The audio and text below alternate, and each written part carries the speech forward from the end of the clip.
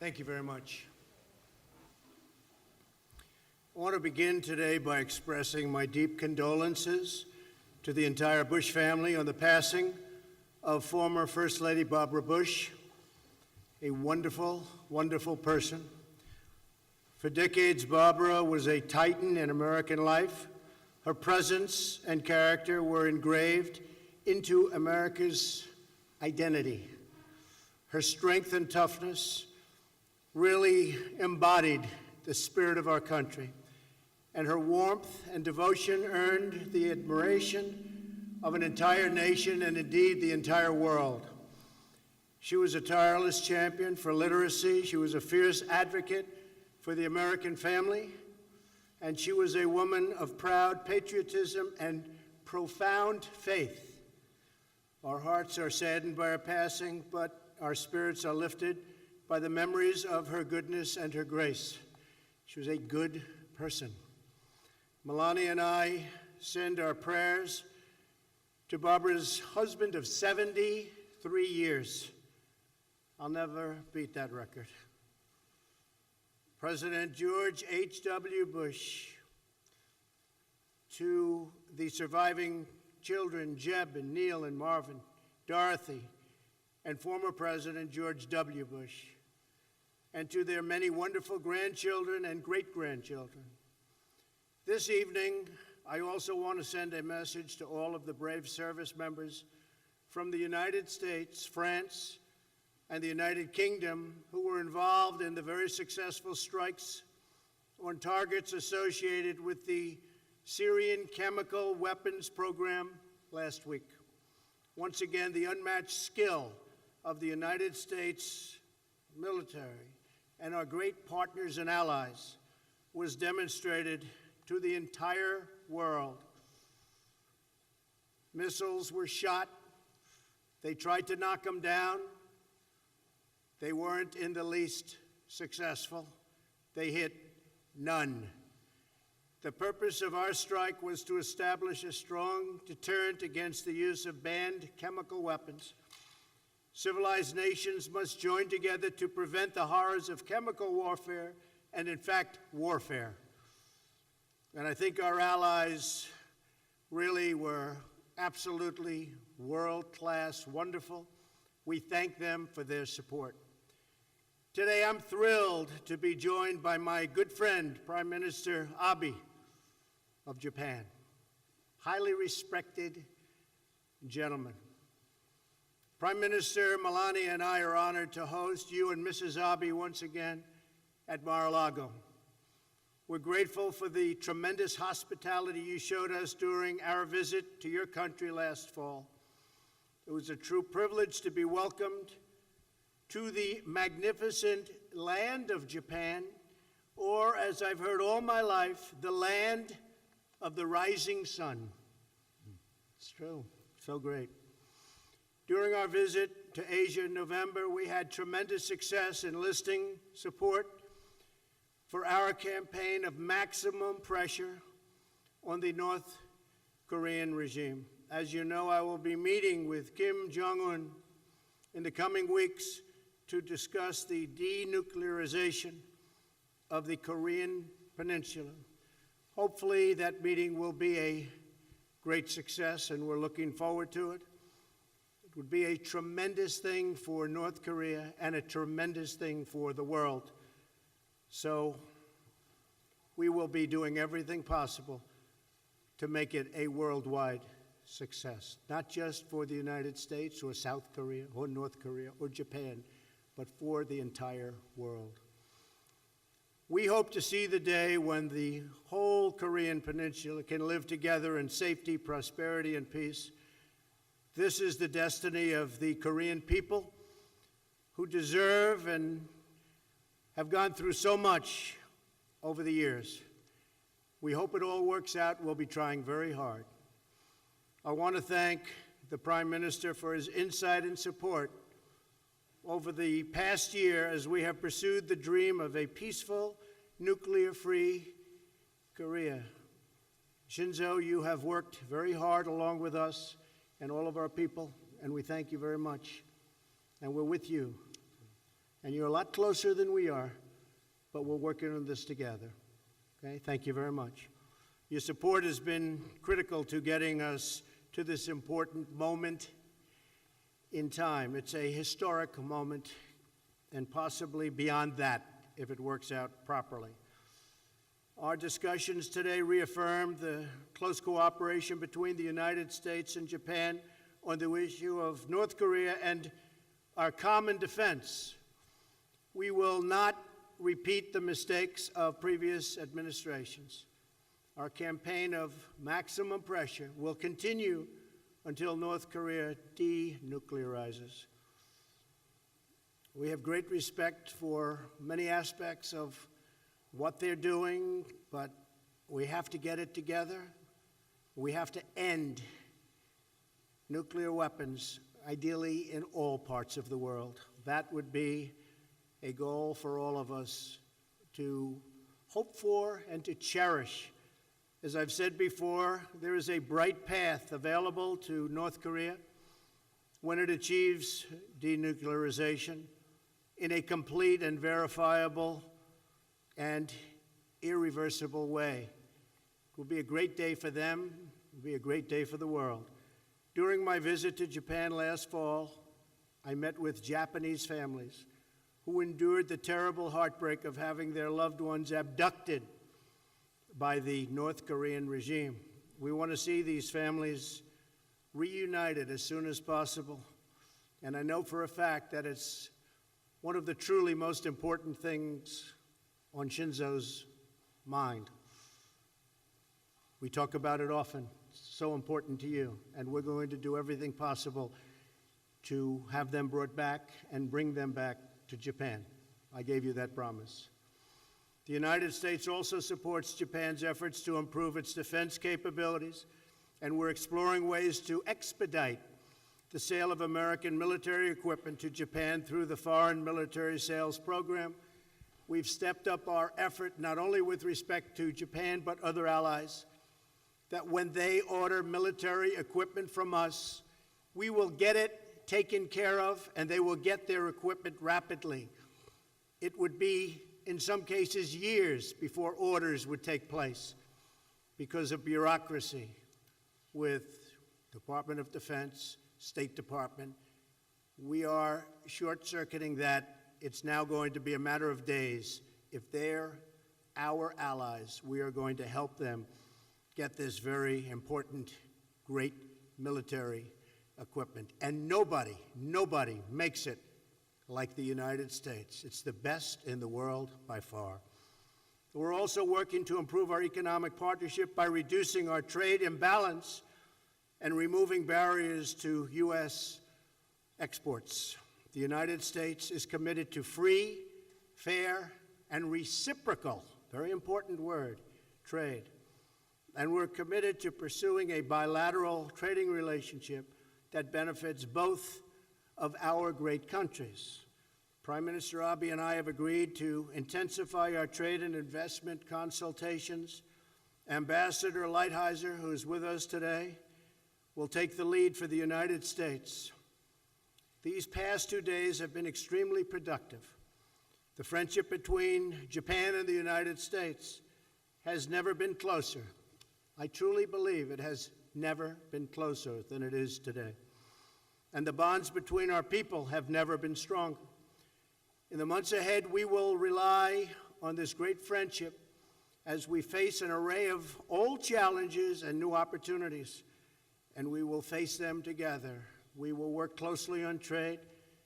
We will do something having to do with the imbalance that frankly should have been done for years and years and years. Mr. Prime Minister, I want to thank you again for traveling to Mar-a-Lago for these important discussions and meetings.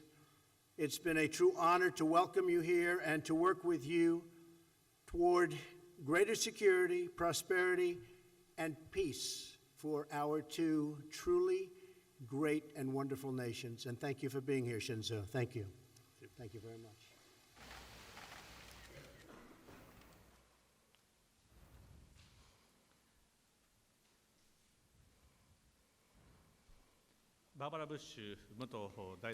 Mrs. Barbara Bush, the former First Lady, she has passed away. On representing the Japanese people, I would like to express my condolences to former President Bush and to all the family members.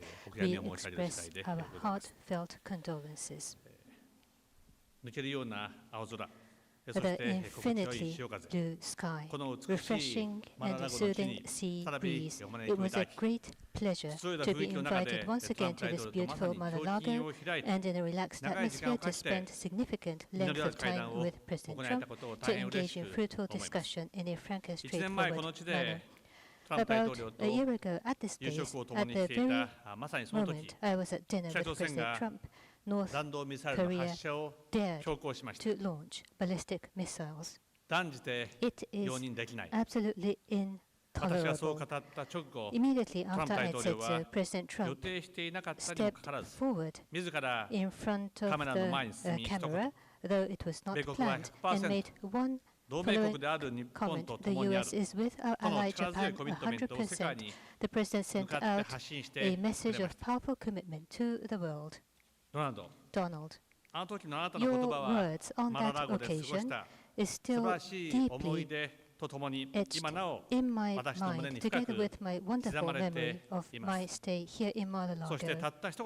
With one single comment, you demonstrated the superbly strong Japan-US alliance, which has a history of longer than half a century, and I once again express my deepest respect for your remarkable leadership. A year or so has passed since then. The situation surrounding North Korea, due to the decisive decision by President Trump on the first ever U.S.-North Korea summit, is at a historical turning point.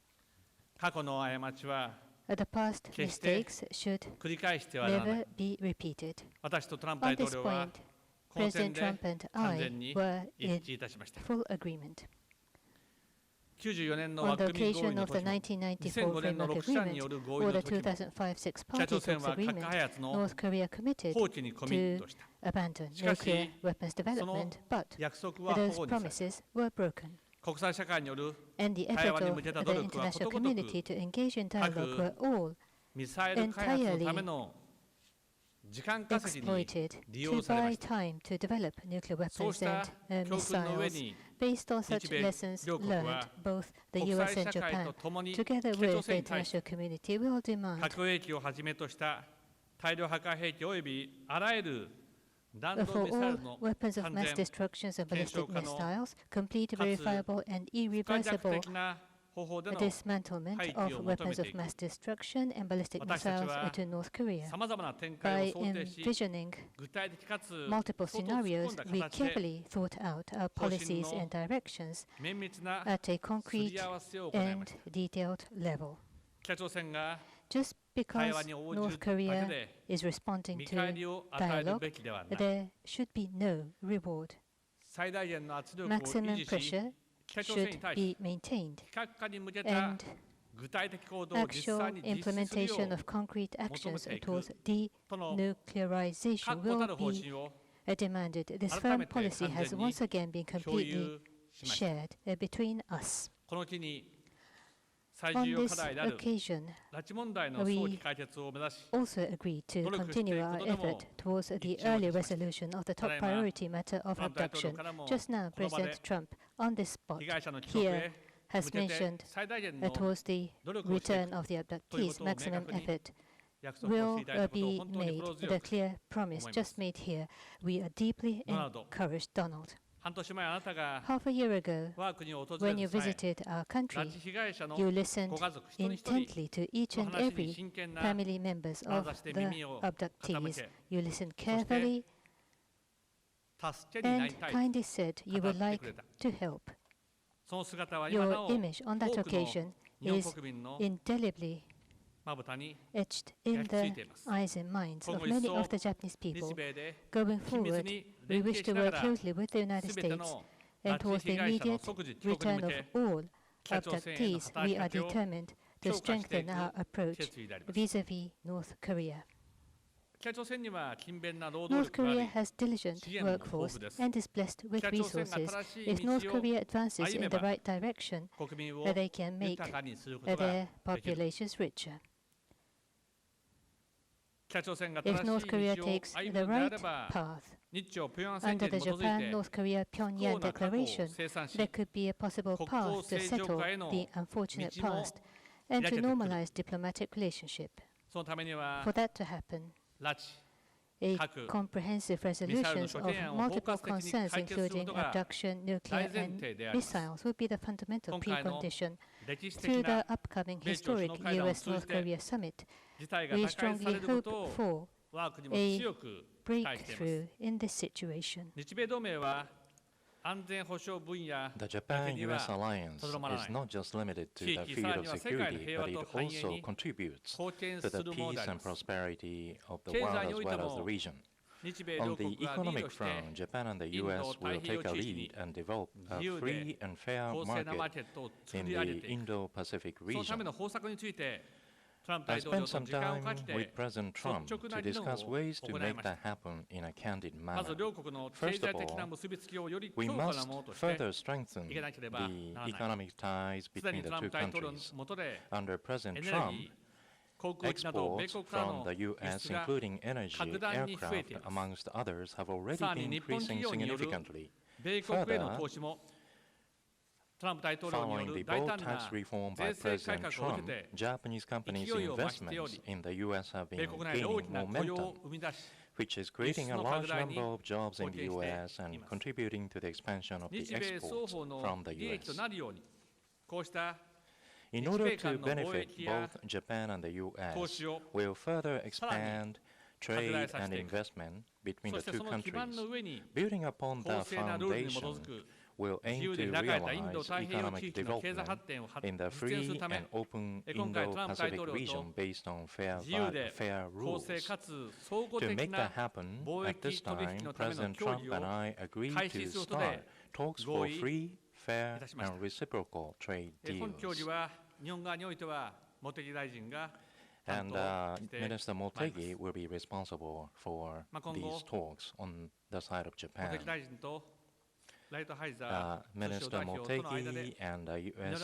Trade Representative Lighthizer, I hope we'll have a very fruitful discussions. Over the last 2 days, President Trump and I have spent more than 7 hours together over meals and playing golf, while at the same time we were able to hold extremely fulfilling talks in a relaxing atmosphere.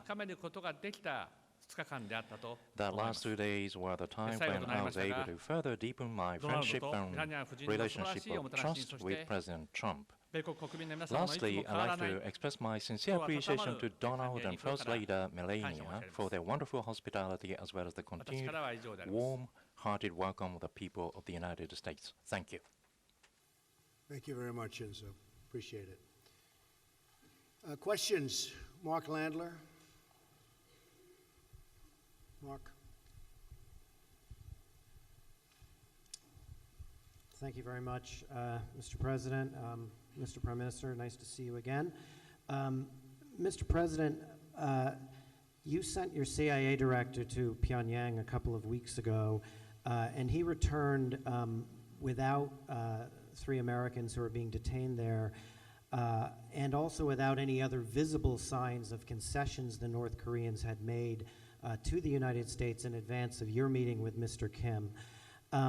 My question is, do you intend or are you willing to sit down with Kim Jong-un if Americans are still being held in North Korea? And will you insist on other tangible concessions from the North Koreans in return for gestures like sending a potential future Secretary of State to North Korea? And from the Prime Minister, if I may, you a moment ago alluded to new trade talks between your minister and Mr. Lighthizer. Should we interpret that to mean that you are now open to negotiating a bilateral trade deal between the United States and Japan? And then a second question, Japan is the only major American ally that was not exempted from the steel tariffs. Did you ask the President to exempt Japan, and if so, how did he reply? Thank you, Mark, very much. The fact is that they do have 3 prisoners. We have been talking about them. We're negotiating now. We are doing our very best. As you know, they've been there a long time, and it's harsh treatment. We fought very hard to get Otto Warmbier back, and when we came back, he was in very, very bad condition. It was a very sad event.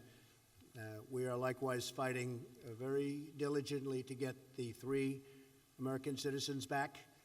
I think there's a good chance of doing it. We're having very good dialogue. We will keep you informed, but we are in there and we are working very hard on that. We have come a long way with North Korea. We were, as you know, and when I say we, for many years they've been talking to North Korea and nothing's happened. This should have been taken care of by past administrations when they were not nearly so far along. But we put unbelievably powerful sanctions on and many other things. I want to thank publicly President Xi of China, who has done more for us than he's done for any other administration or than any leader of China has done for any president or administration. He has clogged up the border, as you know, and he's done it very, very powerfully. He would tell you himself that he never thought he would go to this extent. And I appreciate that very much, but it's put a lot of pressure on. As you know, 93% of the goods coming into North Korea come in from China. And President Xi understands that this is a very important set of months that are lying ahead. He doesn't want to see a Korea, North Korea, or any Korea that has nuclear weapons either. So he's also fighting for China when it comes to this. But he has been terrific. Can he be better? I always say, yes, he can be better. I said, President, you've been great. Can you be better? Yes. But he's been very good, and it's had a big impact, and what we've done has had a big impact. So we've never been in a position like this with that regime, whether it's father, grandfather, or son, and I hope to have a very successful meeting.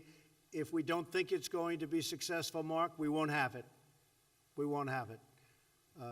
If I think that it's a meeting that is not going to be fruitful, we're not going to go. If the meeting, when I'm there, is not fruitful, I will respectfully leave the meeting and we'll continue what we're doing or whatever it is that we'll continue, but something will happen.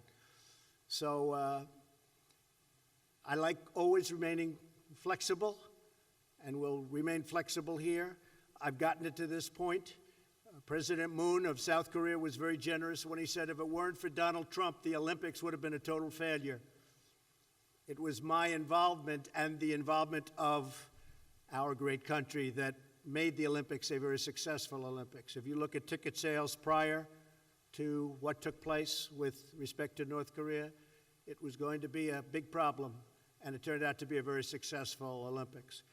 So we've gotten us here, and I think we're going to be successful. But if for any reason I feel we're not, we end. Okay? Thank you, Mark.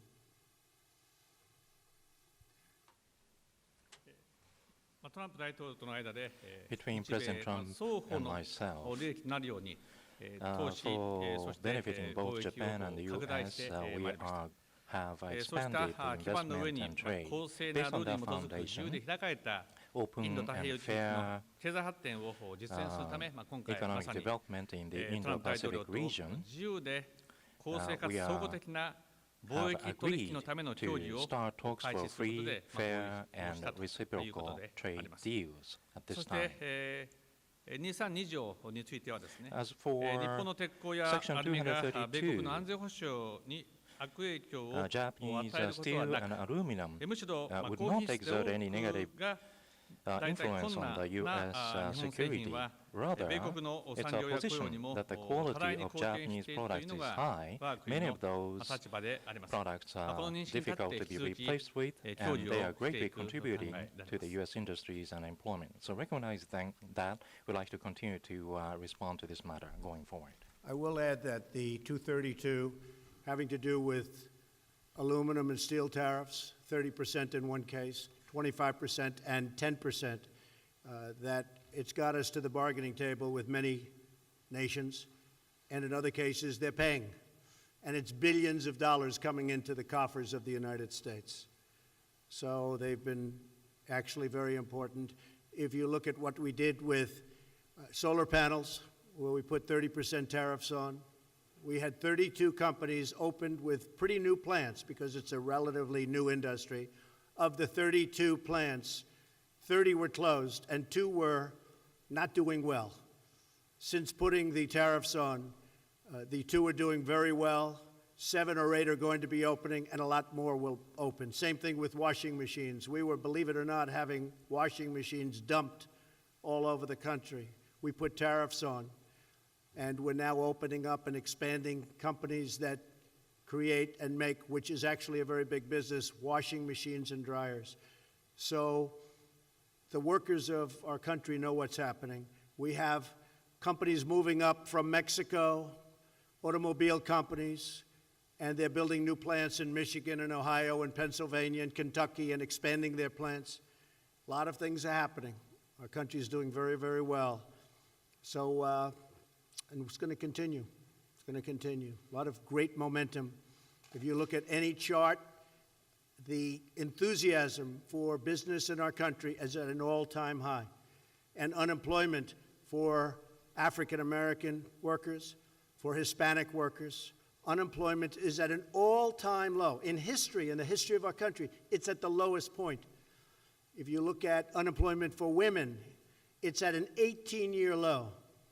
So we're very proud of our achievements, and starting now, as you see, over the last few weeks, the tax cuts are kicking in, and it's a beautiful thing to see. And people are spending money where they didn't have the money to spend previously. So we're very happy with that. Shinzō, please.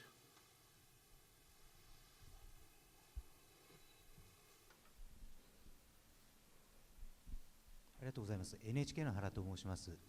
安倍総理大臣とトランプ大統領に北朝鮮の対応について I'd like to ask questions about how to handle North Korean issues.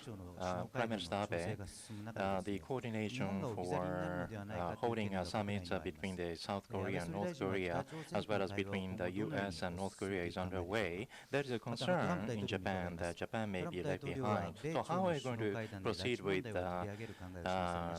dialogue with North Korea? President Trump, you talked about the abduction issue. Are you going to consider the nuclear weapons disarmament the same level as abduction issue? Well, maybe I'll go first. Abduction is a very important issue for me because it's very important to your Prime Minister. I will tell you that we were having dinner last night, and he started talking about abduction and how horrible it was, and his level of enthusiasm was unbelievable. And I said to him right then and there last night at the table, I said, we will work very hard on that issue, and we will try and bring those folks back home. Very, very hard.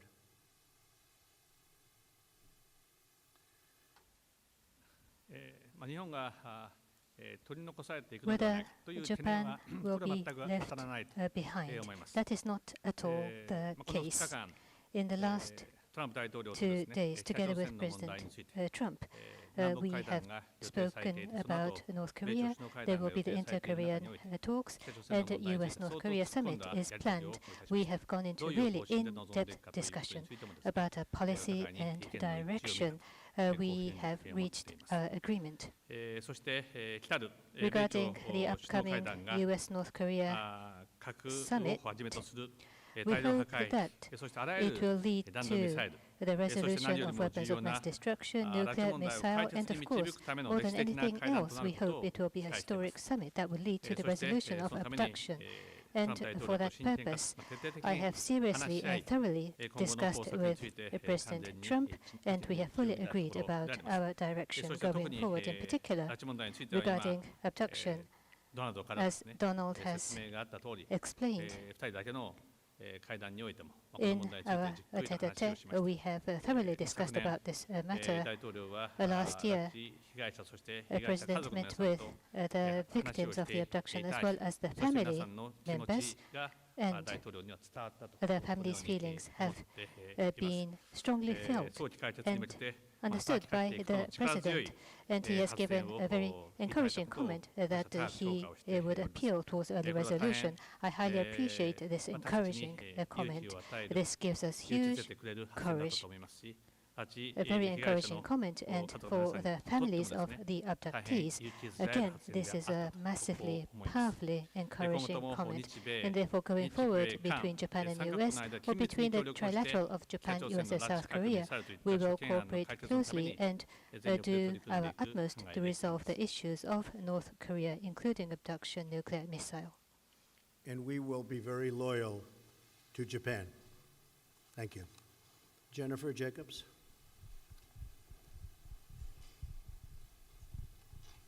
Thank you, Mr. President.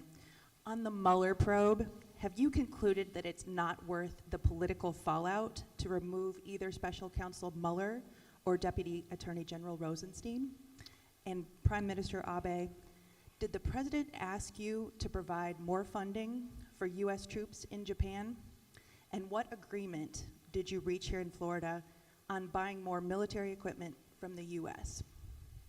Jennifer, I can say this, that there was no collusion, and that's been so found, as you know, by the House Intelligence Committee. There's no collusion. There was no collusion with Russia other than by the Democrats, or as I call them, the obstructionists, because they truly are obstructionists. So we are giving tremendous amounts of paper. This was really a hoax created largely by the Democrats as a way of softening the blow of a loss, which is a loss that, frankly, they shouldn't have had from the standpoint that it's very easy for them. They have a tremendous advantage in the Electoral College, and this is what it is, and this is where it came from. You look at the kind of money that was paid. Probably some went to Russia. You look at Podesta having a company in Russia where nothing happened and people don't talk about it. You look at the fact that their server, the DNC server, was never gotten by the FBI. Why did the FBI take it? The FBI takes what they want. They go in, they wouldn't get the server. This is a hoax. As far as the investigation, nobody has ever been more transparent than I have instructed our lawyers. Be totally transparent. I believe we've given them 1.4 million pages of documents, if you can believe this, and haven't used, that I know of, or for the most part, presidential powers or privilege. So we are hopefully coming to the end. It is a bad thing for our country, very, very bad thing for our country. But there has been no collusion. They won't find any collusion. It doesn't exist. As far as the two gentlemen you told me about, they've been saying, I'm going to get rid of them for the last 3 months, 4 months, 5 months, and they're still here. So we want to get the investigation over with, done with, put it behind us, and we have to get back to business with negotiating with this gentleman and plenty of others. But this gentleman is a very tough negotiator, and we have to focus on that. Thank you very much. Regarding the U.S. forces expenses, the U.S. forces in Japan, the safety and security of Japan, and the peace and stability of the Far East is being maintained. And for the forward deployment strategy of the United States in the Asia-Pacific, in terms of the presence in Japan is very meaningful and significant. In the case of Japan, across the world, in terms of paying for the expenses, Japan accounts for the largest percentage of stationing compared to other countries, and the President understands very well.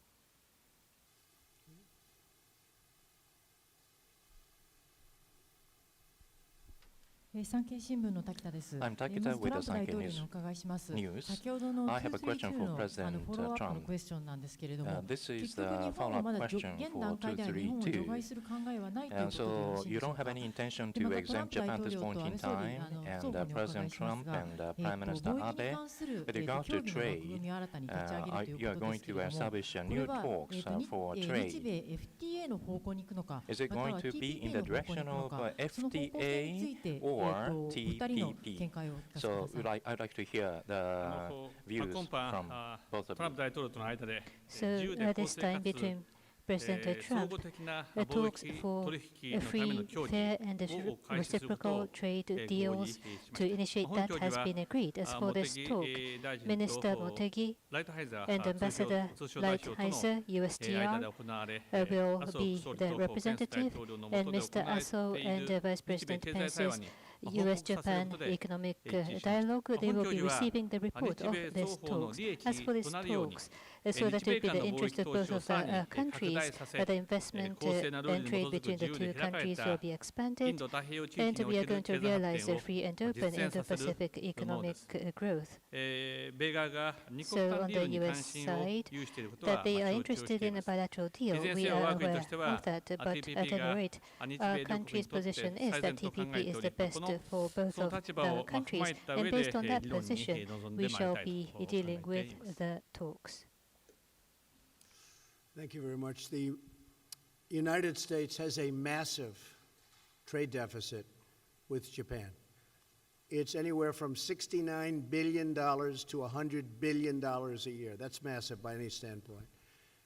We are doing 232 on steel and aluminum. And if we can come to an arrangement on a new deal between the United States and Japan, that would certainly be something we would discuss, aluminum tariffs and steel tariffs. And I would look forward to being able to, at some point in the future, take them off. But right now we have a deficit that's a minimum of $69 billion a year. Japan sends us millions and millions of cars, and we tax them virtually not at all. And we don't send so much product because we have trade barriers and lots of other things. So these are the things that the Prime Minister and I are going to be discussing over the next short period of time. The media has not covered the TPP correctly. I don't want to go back into TPP, but if they offered us a deal that I can't refuse on behalf of the United States, I would do it. But I like bilateral better. I think it's better for our country. I think it's better for our workers. And I much would prefer a bilateral deal, a deal directly with Japan. We already have a deal with 6 of the 11 nations in the TPP. So we already have trade deals, and the others we can make very easily. They're all calling wanting to make a deal. But we think that's much better for us. So unless they offer us a deal that we cannot refuse, I would not go back into TPP. We'll see what happens. But in the meantime, we're negotiating, and what I really prefer is negotiating a one-on-one deal with Japan, and that's where we are right now. And I will say that the representatives who are sitting right here are extraordinarily competent and very tough, those representing Japan. And we will hopefully, in the not-too-distant future, have a very good deal, good for Japan and good for the United States. Okay? Thank you all very much. We appreciate it. Thank you. Thank you very much.